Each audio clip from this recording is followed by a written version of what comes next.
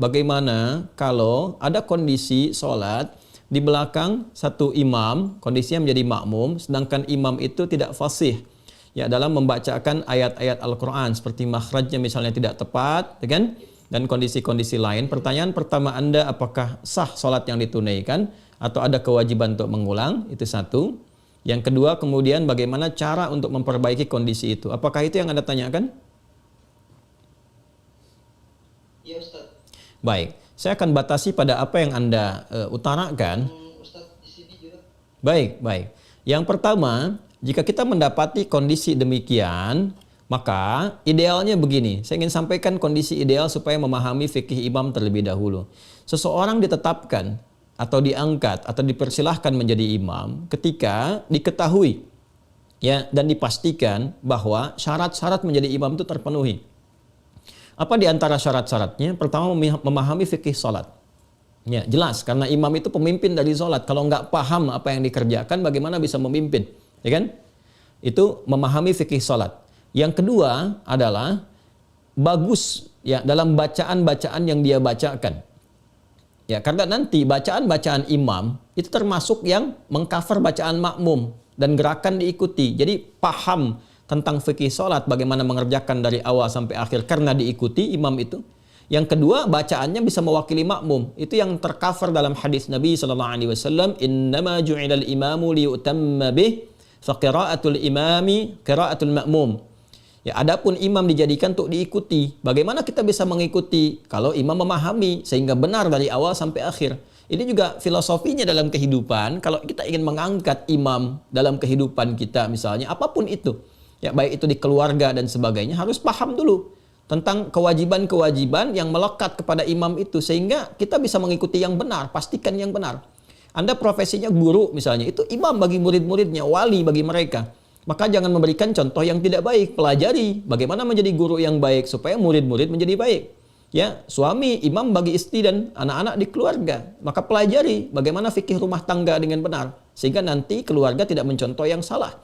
Ya, ke atasnya lebih besar lagi. Nanti kata Nabi kalau salah memilih fantadhir sa'ah. Ya, tunggu akan ada masa-masa sulit nantinya gitu ya, dan akan menghasilkan atau menghadirkan situasi yang tidak kondusif dalam berkehidupan. Maka ini digambarkan lewat latihan sholat. Sholat itu jadikan ketat. Maka yang pertama dipastikan adalah orang-orang yang paham fikih sholat, bacaannya baik, benar, bagus. Ya, baru nanti di antara sekian yang banyak ada senioritas. Siapa yang paling senior, yang pengalamannya banyak? Kan yang paling senior itu kalau paham fikih sholatnya, bacaannya cukup baik gitu kan. Nah, kemudian baik itu ukuran tajwid ya, bukan ukuran lagu, ingat. Baik itu ukuran tajwid, bukan ukuran lagu. Kadang ada yang irama lagunya bagus, tapi kadang-kadang dengarnya telinga kita panas gitu. Telinganya nggak enak dengar. Kenapa? Karena makhrajnya itu berantakan, sifatnya berantakan. Ini berpengaruh juga. Ya, jadi yang dimaksud ukuran tajwid. Kalau udah ada bagus misalnya dari ukuran fikih salatnya, kemudian bacaannya bagus, lihat dari faktor usia. Ya, usia ini sangat menentukan karena semakin dia senior, ya usianya semakin di atas kita, itu kan sudah makin lama sholat. Semakin banyak lama sholat, semakin jauh hubungannya dengan Allah terpatri. Ya, semakin kuat dia, semakin terhubung dengan Allah, semakin cepat doanya terkabul. Itu diantara makna-maknanya. Ya. Nah, kalau ada 3 kondisi ideal ini, selesai. Makanya sebelum menentukan imam itu, ya maka harus dipahamkan dulu tentang fikih imam. Baik, kalau sekarang kita sudah masuk ke satu lingkungan, ternyata didapati kondisinya seperti itu, bagaimana? Ya, kalau kita merasakan parah ini sifatnya, maka di situ kita diperkenankan untuk mengulang. Bahkan nanti kalau mengetahui benar-benar ada yang keliru, salah makna dan sebagainya, ada kewajiban untuk mengulang. Ya, kondisi-kondisi demikian. Adapun bagi makmum yang tidak tahu, ya sudah berjalan seperti biasa, makmumnya nggak ngerti gitu. Yang tahunya pokoknya ini yang terbaik, ya. Maka mereka ma'dzur. Ya, ditoleransi itu karena ketidaktahuannya. Rufi'al qalam, ketidaktahuannya. Tapi bagi Anda yang tahu, setelah Anda mengulang salatnya, Anda punya kewajiban untuk memberitahu bagaimana caranya. Kembali ke Quran surah ke-16 ayat 125. Pelajari karakter orangnya. Ya, kadang-kadang kan ada orang yang sudah merasakan dia benar, sudah lama kan, sehingga kalau sesuatu yang sudah mengakar lama itu kadang tidak mudah untuk diluruskan. Maka caranya bagaimana? Ya, caranya Anda bisa mendatangkan orang lain yang lebih fasih, lebih baik dengan mengusulkan. Bukan mengusulkan untuk mengganti. Ya, mengusulkannya bagaimana? Misalnya tentang kita belajar. Ya, diusulkan oleh Anda bagaimana kalau kita belajar jangan hanya imamnya yang pandai bacaan, ya dengan cara yang baik. Kami juga ingin pandai-pandai bacaan supaya bisa jadi imam di rumah dan sebagainya. Anda ngusulkan, boleh nggak kalau kita ngaji dengan ustadz-ustadz kita mengundang untuk mengajari kami kalau imam tidak sempat punya waktu semuanya. Jadi imam juga merasa terangkat, terhormat, kita datangkan yang lain pada saat yang bersamaan ketika datang orang yang mengajar, imamnya ada atau diperkenankan kemudian membaca salat, dia bisa mengerti, itulah memahamkan dengan hikmah. Ya, tidak, dan kita ingat ya, memberitahu orang yang belum tahu itu ya bukan dengan cara yang kontraproduktif. Ya, apa dengan misalnya menghukumi atau mencaci atau misalnya berprasangka negatif, itu jauhi semua itu. Ya, orang belum tahu itu diberitahu, dan cara memberitahu itu ada seninya, ada jalannya juga. Saya ingin ambil contoh begini, kasusnya agak mirip-mirip dengan apa yang Anda alami. Ini saya alami sendiri, karena itu saya berbagi dengan Anda.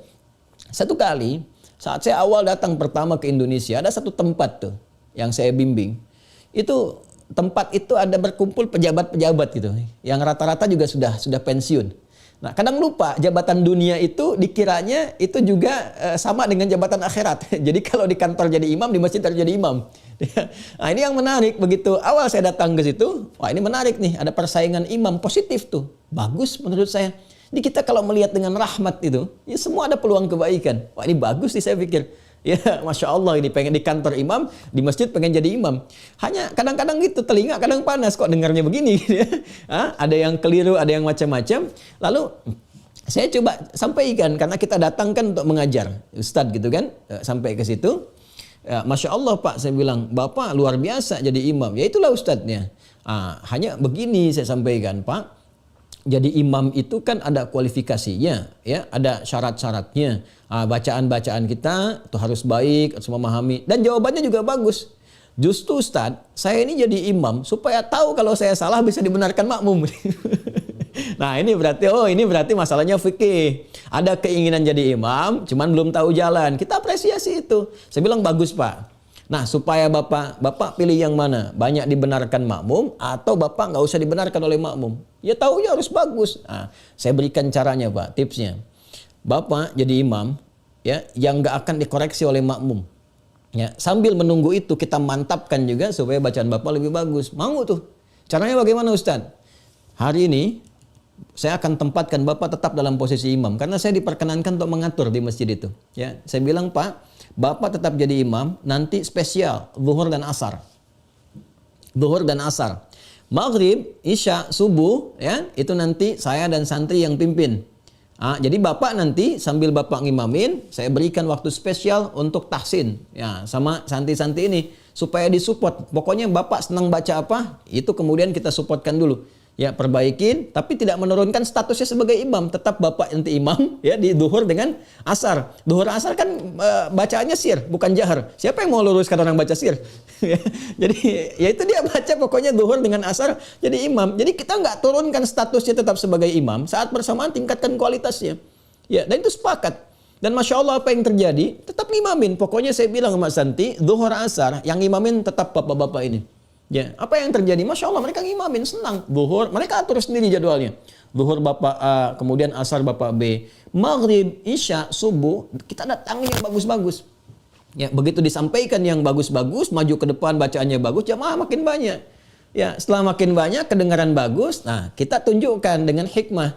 Pak, barangkali Bapak mau ngimamin yang maghribnya nanti setelah ini? Oh, enggak usah Ustadz, itu aja itu udah ada bagus katanya. Jadi sudah ada kesadaran di situ. Begitu ada kesadaran, dia ingin meniru. Karena itu kemudian dia belajar. Begitu belajar sudah bagus, kita naikkan. Ya, satu-satu. Pak, Bapak ngimamin ya besok maghrib. Ya, cuman kita nanti ngimamin tempat lain dulu, tapi santri kita minta untuk pantau. Setelah terdengar, itu Masya Allah. Ya, mau tanya kembali. Ya awalnya enggak Ustaz, enggak Bapak sudah bagus, naik dulu. Begitu sudah naik, sudah bagus, tanya ke santri bagaimana. Kita tanya bagaimana hasilnya, bagus, baik. Kita supportkan dan Masya Allah sejak saya itu semakin semangat, bisa ngimamin di tempat lain. Itulah hikmah. Ya, jadi tidak harus kemudian kita langsung simpulkan, kita hukumi. Kita datang dengan hikmah, dengan ainur rahmah. Ya, maka datangkan dulu orang lain untuk mengajarkan baik-baik, kemudian di situ minta izin kepada imam tadi, ya apresiasi dulu, doakan, minta kepada Allah mudah-mudahan Bapak berkah, semoga disehatkan baik, saya juga ingin seperti Bapak, bisa meneruskan jadi imam dan sebagainya. Boleh enggak? Ya saya misalnya belajar di sini dengan jamaah, kalau Bapak enggak sempat ada ustadz-ustadz lain yang mungkin Bapak referensikan, ngajar dia. Nanti dari situ menyimak, diberi kesempatan untuk ngimamin, pelan-pelan, untuk melembutkan hatinya. Ya, di kesempatan-kesempatan demikian insya Allah Allah akan berikan jalan kebaikan-kebaikan. Wallahu taala a'lam bissawab.